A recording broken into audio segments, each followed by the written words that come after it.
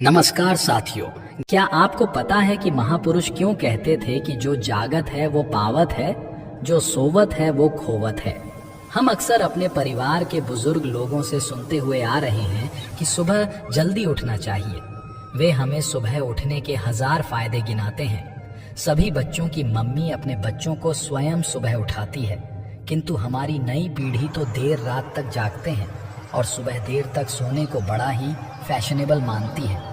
दरअसल हमारे परिवार के लोग सुबह जल्दी उठने को लेकर जो भी बातें बताते हैं, उनके पीछे बहुत बड़ी आध्यात्मिक बातें छिपी हुई हैं। इतना ही नहीं, सुबह जल्दी जागने को विज्ञान भी कहता है।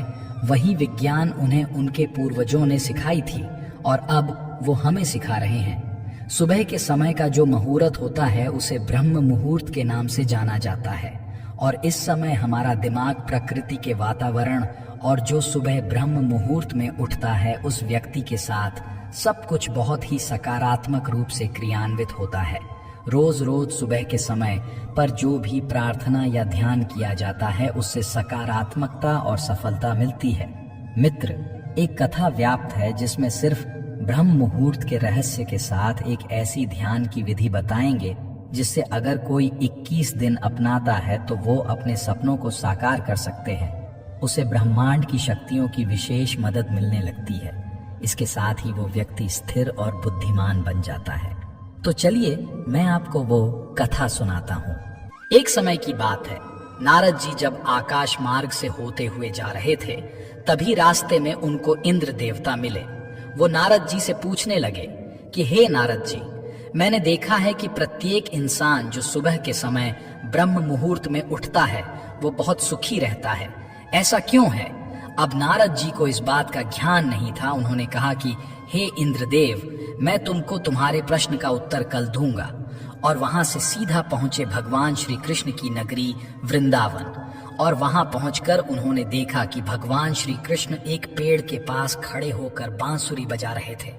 जैसे ही नारद जी श्री कृष्ण के पास पहुंचे, श्री कृष्ण ने बांसुरी बजाना बंद कर दिया और नारद जी से बोले, हे नारद जी, आप बड़े चिंतित दिखाई पड़ रहे हैं।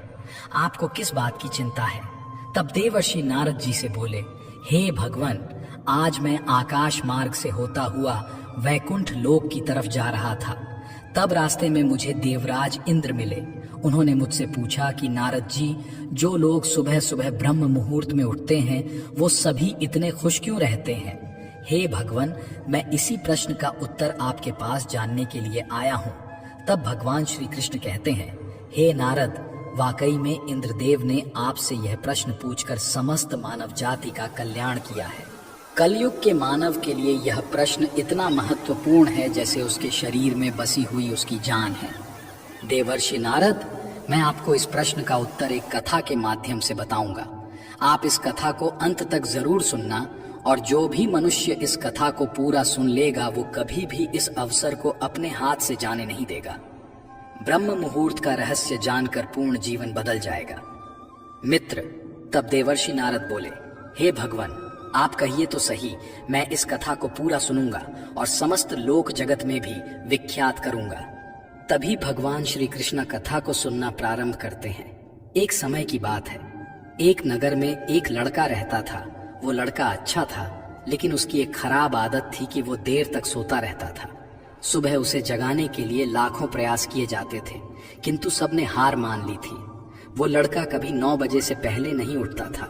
जब वो बालक था तब परिवार ने सोचा कि जब ये बड़ा हो जाएगा तो इसकी आदत में सुधार हो जाएगा, किंतु वो लड़का जैसे जैसे बड़ा होता गया उसकी यह आदत और भी ज्यादा गहरी होती चली गई। दुनिया इधर से उधर हो सकती थी, लेकिन वो लड़का कभी जल्दी नहीं उठ पाता था।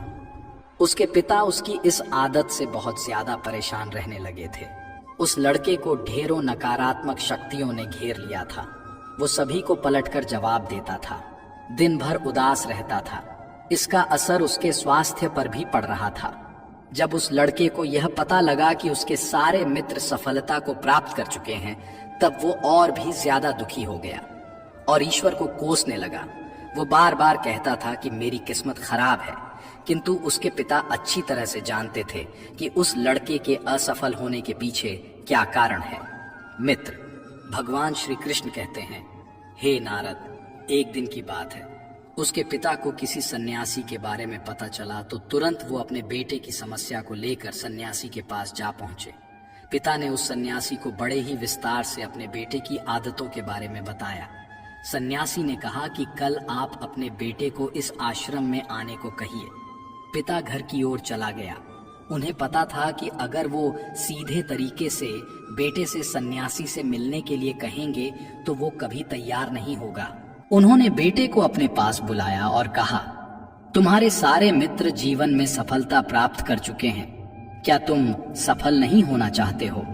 लड़के ने उत्तर दिया, जरूर पिताजी, किंतु जब भी मैं अपने मित्रों से उनकी सफलता का रहस्य पूछता हूँ तब वे मुझे कुछ नहीं बताते हैं। पिता ने कहा कि मुझे यह रहस्य पता चल गया है कि वह सभी क्यों सफल होते जा रहे हैं। लड़के ने बड़ी उत्सुकता से पूछा, क्या पता चला है? पिताजी कृपा करके आप मुझे बताइए। पिताजी ने कहा कि कल सुबह तुम्हें एक सन्यासी के आश्रम में जाकर उनसे मिलना है। यदि तुम वहां पर समय से पहुंच गए तो वो सन्यासी तुम्हें ऐसा मंत्र बताएंगे जिससे तुम सफल हो जाओगे। किंतु समस्या एक ही है। लड़के ने पूछा, क्या समस्या है?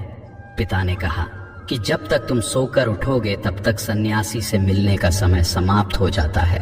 लड़के ने कहा कि पिताजी, मैं कल पूरी रात जागता रहूंगा और सुबह सन्यासी से मिलकर आऊंगा।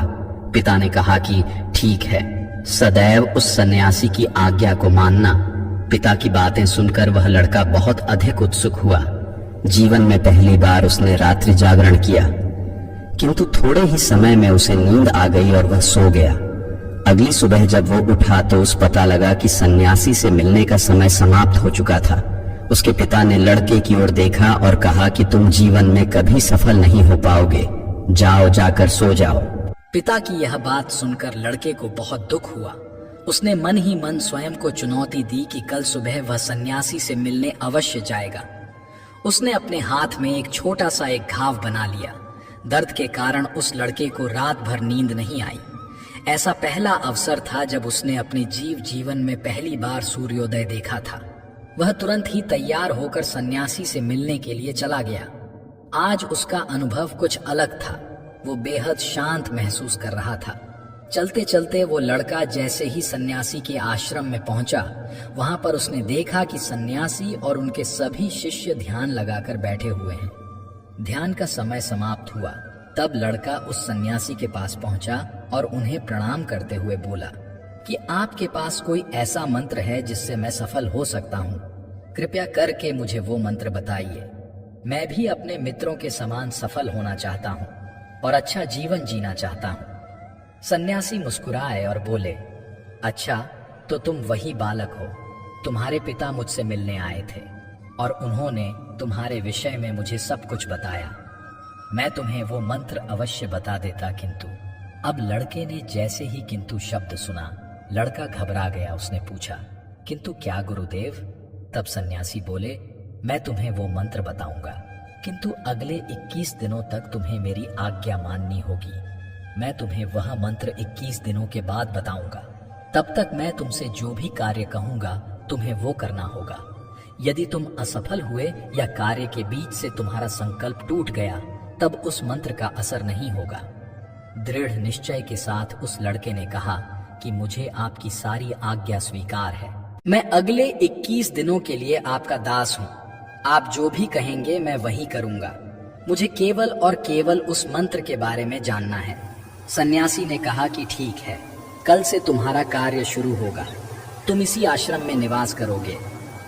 वो लड़का आश्रम में निवास करने के लिए तैयार हो गया। सन्यासी ने कहा कि यहाँ रहते हुए तुम्हें ब्रह्म मुहूर्त में उठना होगा और दूसरे शिष्यों की तरह ध्यान और तप करना होगा। साथ ही आश्रम के कार्यों में भी सहायता करनी होगी। ध्यान रहे, ये संकल्प टूटना नहीं चाहिए। अब लड़का सन्यासी की बातों से सहमत हो गया। अगले दिन से उसके कार्य के दिन की शुरुआत थी। इस बार लड़के ने इतना दृढ़ निश्चय किया था, किंतु 1 सप्ताह बीतने के पश्चात ही उसका संकल्प टूट गया और वो 8वें दिन देर तक सोता रहा। जब वो जागा तो उसने कहा कि मुझसे कितनी बड़ी भूल हो गई है। वो रोते हुए सन्यासी के पास पहुंचा और बोला कि हे गुरुदेव, मेरा संकल्प टूट गया है, अब मैं जीवन में कभी सफल नहीं हो पाऊंगा। सन्यासी ने उसे समझाते हुए कहा कि एक बार फिर से शुरुआत करो, फिर से संकल्प करो। लड़के ने सन्यासी से प्रश्न किया कि सुबह उठना इतना आवश्यक क्यों होता है और यहाँ पर सभी लोग इतनी जल्दी क्यों उठ जाते हैं। तब सन्यासी ने लड़के को समझाते हुए कहा कि सुबह यानी ब्रह्म मुहूर्त में उठने के पीछे बहुत बड़ा विज्ञान छिपा हुआ है। लड़के ने कहा कि कृपया करके मुझे वो विज्ञान बताने की कृपा करें। सन्यासी ने कहा कि रात्रि को 4 पहर में बांटा गया है। पहला रुद्रकाल, जिसका समय शाम 6 बजे से लेकर 9 बजे तक होता है। दूसरा राक्षस काल, जिसका समय 9 बजे से 12 बजे तक होता है। तीसरा गंधर्व काल, जिसका समय रात्रि 12 बजे से 3 बजे तक होता है। और सबसे अंत में जो पहर आता है उसे मनोहर काल कहते हैं। इस समय को ब्रह्म मुहूर्त या अमृत बेला के नाम से भी जाना जाता है। इसका समय 3 बजे से सुबह 6 बजे तक होता है, जिसमें 3:30 से लेकर 5:30 तक बहुत ही महत्वपूर्ण समय होता है। यह वह समय होता है जब पूरे संसार की नकारात्मक शक्तियां निष्क्रिय अवस्था में होती हैं और सकारात्मक शक्तियां सक्रिय होती हैं। ब्रह्म अर्थात देव मुहूर्त अर्थात समय ब्रह्म मुहूर्त का अर्थ देवों का समय होता है। सन्यासी आगे कहते हैं, इस समय देव धरती विचरण कर रहे होते हैं और जागृत मनुष्य पर उनका बड़ा ही सकारात्मक प्रभाव पड़ता है। ब्रह्म मुहूर्त ऐसा समय होता है जिसमें मनुष्य का मस्तिष्क बिल्कुल खाली होता है। इसमें किसी प्रकार के कोई विचार नहीं होते हैं और जब इस समय व्यक्ति अपनी पुस्तक खोलकर पाठ का अध्ययन करते हैं तो उन्हें सब कुछ जल्दी जल्दी याद भी होता है और ये लंबे समय तक याद रहता है। ये ऐसा समय है जिसमें हम ज्ञान को समझने का प्रयास करते हैं। इस कारण और आश्रम के सभी शिष्य और संसार में बहुत से ज्ञानी लोग ब्रह्म मुहूर्त में ही उठ जाते हैं। प्राचीन काल में रोशनी का कोई स्रोत ना होने के कारण लोग अपने दिन का समापन सूर्यास्त के साथ और आरंभ सूर्योदय के साथ करते थे। ये एक तरीका है जिससे मानव जीवन प्रकृति के साथ तालमेल बनाकर चलता है। उस लड़के ने कहा कि ठीक है, मैं कल से अपना संकल्प फिर से शुरू करता हूँ, किंतु ब्रह्म मुहूर्त में उठकर मुझे क्या क्या करना चाहिए। तब उस सन्यासी ने कहा, मैं तुम्हें बताता हूँ कि ब्रह्म मुहूर्त में क्या और कैसे करना चाहिए। सबसे पहले उठकर धरती पर पांव रखने से पहले धरती माता को प्रणाम करना चाहिए। सन्यासी आगे कहते हैं, अपनी हथेलियों की ओर देखो और ईश्वर को धन्यवाद दो कि उन्होंने तुम्हें आज का सूर्योदय देखने का अवसर दिया। इसके बाद नित्य कर्म और स्नान करने से शरीर ही नहीं बल्कि मन की शुद्धता भी बढ़ती है। स्नान करने के पश्चात ध्यान की प्रक्रिया होती है। ब्रह्म मुहूर्त की ध्यान प्रक्रिया की अवधि 21 दिन तक होती है। इस विधि का उपयोग तब किया जाता है जब आप अपनी कोई मनोकामना की पूर्ति चाहते हैं। ये ऐसा समय होता है जब व्यक्ति अपने आज्ञा चक्र को सक्रिय करने पर काम करते हैं। सन्यासी आगे कहते हैं, आज्ञा चक्र दोनों भवों के बीच होता है। यह संकल्प का स्थान भी कहा जाता है। अगर इस चक्र पर केंद्रित किया जाए और अपनी मनोकामना को बार बार दोहराया जाए तो मात्र 21 दिनों के भीतर वो पूर्ण हो जाती है। अगर आपके मन में कोई अधूरी मनोकामना है और आप उसे पूरी करना चाहते हैं, तब सबसे पहले उस मनोकामना का स्पष्टीकरण कर लें। आपको क्या चाहिए यह निर्णय अवश्य कर लें। इसके बाद ध्यान की विधि को शुरू करें। ब्रह्म मुहूर्त में स्नान के बाद एक ऐसा स्थान चुनें जहां पर वायु का प्रवेश हो। ध्यान में शुद्ध प्राण वायु का होना आवश्यक होता है। ज्ञान की मुद्रा में रीढ़ की हड्डी सीधी होनी चाहिए, साथ ही गर्दन भी सीधी होनी चाहिए। सुखासन की अवस्था में दोनों हाथों को घुटनों पर रखकर आंखें बंद करके बैठ जाएं। हाथ की मुट्ठी को बंद कर लें और 2-3 मिनट तक बिल्कुल शांत हो जाएं। जब आपका शरीर स्थिर हो जाएगा और श्वास भी शांत हो जाएगी, तब उसके बाद अपना सारा ध्यान आज्ञा चक्र पर लगाएं। इस दौरान लंबी गहरी सांस लें और सांस को रोक कर रखें। इस समय आप अपनी इच्छा को मन ही मन दोहराएं। अपने मन की आंखों से इष्ट देव और देवी देवताओं गुरुओं का चिंतन करें। सन्यासी ने कहा, जब सांस को रोकना कठिन हो जाए तब धीरे धीरे सांस को बाहर की ओर छोड़ें। सांसों को नाक से भरे और मुख से छोड़ें। इस प्रक्रिया को 3 से 4 बार प्रतिदिन दोहराना है। ऐसा प्रतिदिन करने से आपकी जो मनोकामना है वो अवचेतन मन तक अवश्य पहुंच जाएगी और इच्छा पूर्ति जल्दी होगी। आज्ञा चक्र सक्रिय होता है और हमारी आज्ञा को पूरा करता है। सांस को रोक कर रखने के दौरान शरीर में आपातकाल स्थिति हो जाती है, जिससे कि आप बेकार की बातें सोचने और विचार करने से बचते हैं। इससे मन की एकाग्रता बढ़ती है, तब इच्छाएं अवचेतन मन में पहुंचती हैं। ब्रह्म मुहूर्त के समय पर ईश्वर की विशेष कृपा होती है और कोई भी व्यक्ति जब अपनी मनोकामना को इस समय दोहराता है तो उसकी इच्छा जल्द से जल्द पूरी होती है। इस प्रकार सन्यासी ने उस लड़के को ब्रह्म मुहूर्त का महत्व बताया। अगले 21 दिनों तक उस लड़के ने बड़े ही मन के साथ इस प्रक्रिया को अपनाया। अब वो बहुत ही ज्यादा अनुशासित और शांत स्वभाव का व्यक्ति बन चुका था। उस लड़के ने जैसे ही अपना संकल्प पूरा कर लिया, उसके पश्चात वह व्यक्ति बड़े ही प्रसन्न भाव से सन्यासी के पास पहुंचा और कहा, हे गुरुदेव, मैंने 21 दिनों का संकल्प पूरा कर लिया है।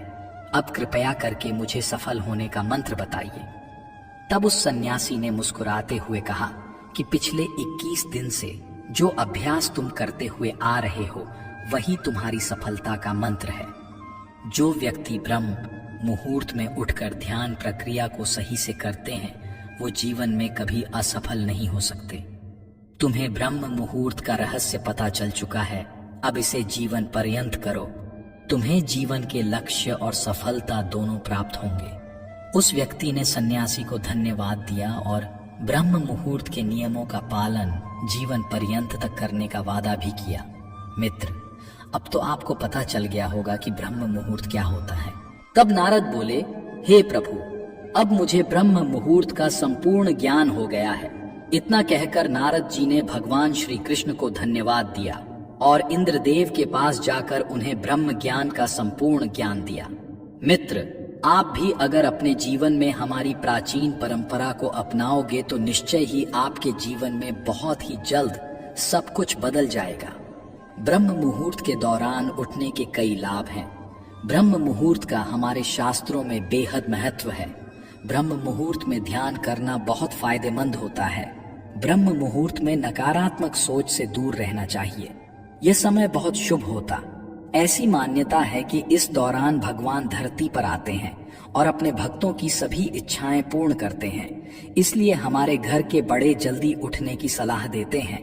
हालांकि इस दौरान उठने के कई फायदे भी हैं। सूर्य की पहली किरण पृथ्वी पर पड़ने से पहले बिस्तर को छोड़ देना चाहिए। इससे स्वास्थ्य अच्छा रहता है और दिमाग भी तेज रहता है। ब्रह्म मुहूर्त एक ऐसी समय अवधि है जो मानव शरीर को कई लाभों के साथ दिव्य आशीर्वाद देती है। ब्रह्म मुहूर्त में ध्यान करना बहुत फायदेमंद होता है क्योंकि इस दौरान वातावरण और मन में शांति रहती है। ब्रह्म मुहूर्त में पूजा पाठ करना बेहद लाभकारी माना जाता है। ऐसा कहा जाता है इस दौरान भगवान धरती पर आते हैं और अपने भक्तों की सभी मनोकामनाएं पूर्ण करते हैं।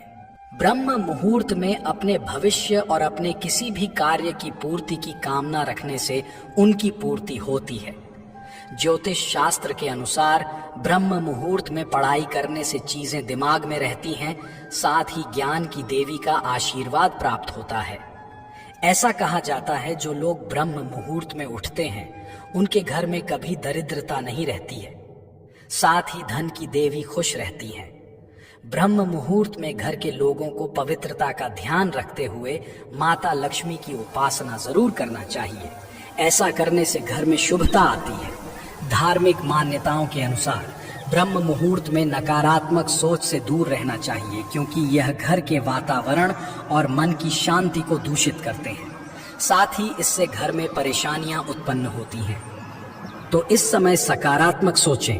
धार्मिक ग्रंथों के अनुसार ब्रह्म मुहूर्त वो समय होता है जब देवता धरती पर आते हैं और उस वक्त सभी धार्मिक स्थलों के पट खोल दिए जाते हैं। ब्रह्म मुहूर्त में यानी 4 बजे के बाद ईश्वर का वास होता है। धार्मिक ग्रंथों के अनुसार ब्रह्म मुहूर्त वो समय होता है जब देवता धरती पर आते हैं और उस वक्त सभी धार्मिक स्थलों के पट खोल दिए जाते हैं। ब्रह्म मुहूर्त में देवताओं को नमन किया जाता है। उन्हें स्नान करवाकर स्थापित करने का विधान है।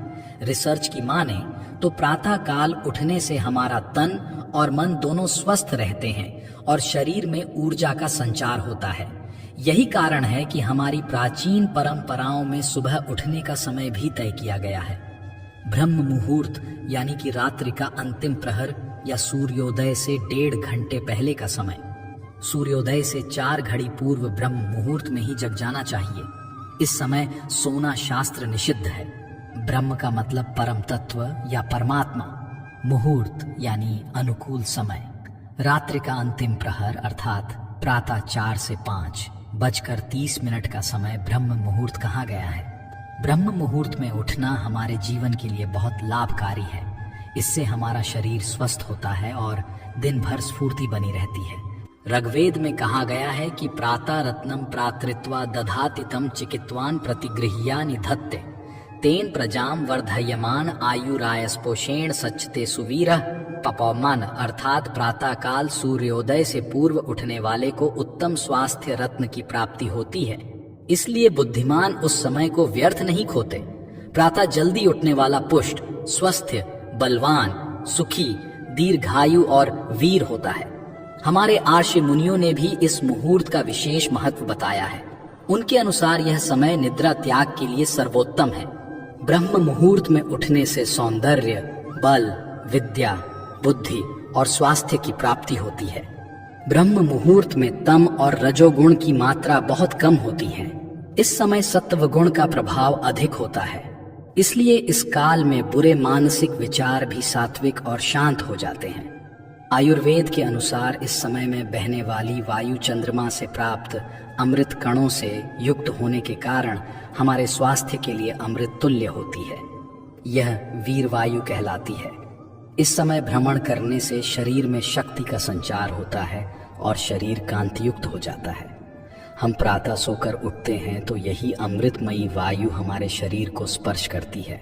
इसके स्पर्श से हमारे शरीर में तेज, बल, शक्ति, स्फूर्ति और मेधा का संचार होता है, जिससे मन प्रसन्न और शांत होता है।